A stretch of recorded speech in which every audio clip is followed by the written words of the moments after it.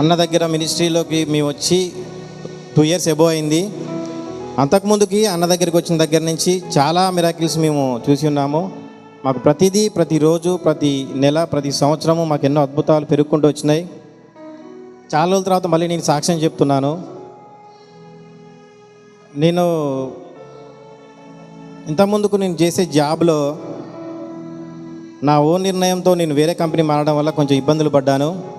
ఆ తర్వాత 2 సంవత్సరాల క్రితం మళ్ళీ నేను బెంజమిన్ అన్న దగ్గరికి వచ్చిన తర్వాత అన్న దగ్గర నేను ప్రేయర్ చేయించుకొని కొన్ని ప్రవచనాలు నేను దేవుడి ద్వారా నేను పొందుకొని ఆ తర్వాత నా నిర్ణయాన్ని నేను ఎలా ముందుకు వెళ్ళాలో దేవుడిని అడిగి చెప్పండి అన్నని నేను రిక్వెస్ట్ చేసినప్పుడు అన్న ప్రార్థనలో పెట్టి, బ్రదరు నువ్వు ఏ కంపెనీకి వెళ్ళాలో దేవుడు చూపిస్తున్నాడని ఒక కంపెనీ పేరు చెప్పాడు.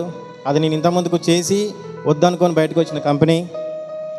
తిరిగి అదే కంపెనీకి వెళ్ళమన్నాడు. వాస్తవంగా నాకు ఇష్టం లేదు.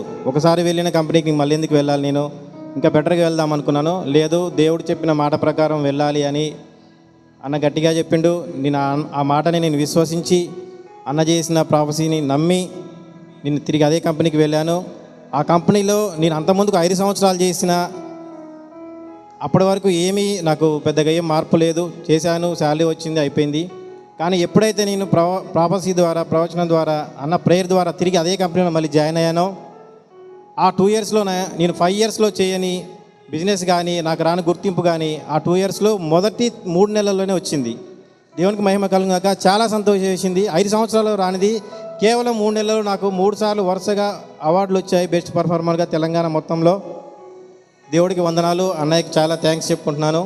ఎందుకంటే దేవుడు మాట ద్వారా తను పలికి దాన్ని నెరవేర్చి ఆయన నామాన్ని గణపరచుటకు అన్నను వాడుకున్న విధానాన్ని బట్టి వందనాలు తెలియజేసుకుంటున్నాను. చాలా థ్యాంక్స్ అన్న.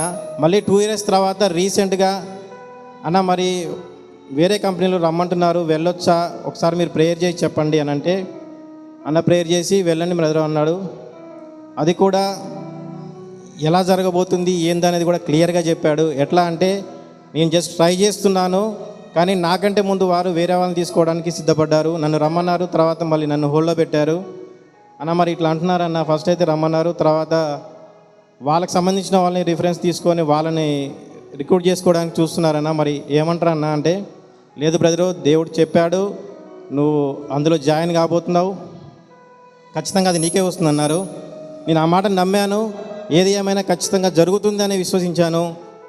అన్న చేసిన ప్రార్థన అంత శక్తివంతమైంది. ఎందుకంటే దేవుడు అన్నలో ఉండి పలికిస్తాడు.